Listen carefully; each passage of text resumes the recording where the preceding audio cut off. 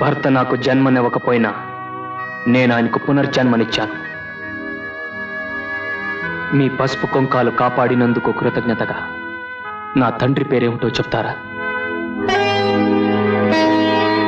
శాపగ్రస్తులు శిక్ష అనుభవించటం తప్ప సమాధానం చెప్పలేరు.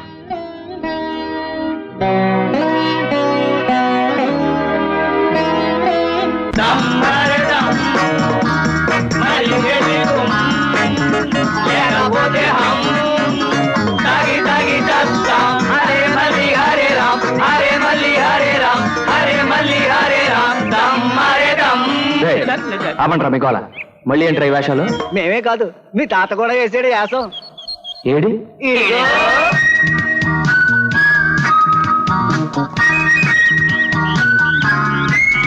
తాత ఏమిటిది? రాముడు, ఈ వేషాలు మేమేసే కాదురా, ఆ మళ్ళీ మా చేత మందు కొట్టించి ఈ పగటి వేషాలు వేయించింది. ఏది ఎక్కడది? ఇదిగో ఇక్కడ.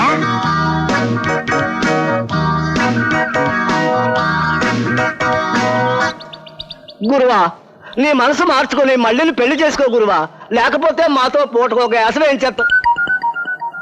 సన్యాసి వేషాలు, పకీరు వేషాలు, ముష్టి వేషాలు, ఇంకా ఎన్ని వేషాలు వేస్తుందో ఏమిటో, మమ్మల్ని కనికరించు గురువా. ఒరే బాబా, ఆ మళ్ళీ చాలా మంచి పిల్లరా, అది నీ మీద ఎన్నో ఆశలు పెట్టుకుంది. నా మాట దాన్ని పెళ్లి చేసుకోరా. అవును గురువా, పెళ్లి చేసుకో గురువా. మళ్ళీ మావా నేనంటే ఎంత ఇష్టమే? చాలా చాలా అంటే చెప్పలేనంత. రే, మీరంతా ఇంకా ఇక్కడ ఎందుకు? పోండ్రా. అగ్గిరావుడి జస్టిస్ జానకీదేవి మొగుడు రామ్మోహన్ ని హాస్పిటల్ కి తీసుకుపోయి తన రక్తం ఇచ్చి కాపాడాడు. స్పృహలోకి వస్తే వాడు నెగిటివ్ ఇస్తాడు, నేనే హంతకుండని బయటపడుతుంది.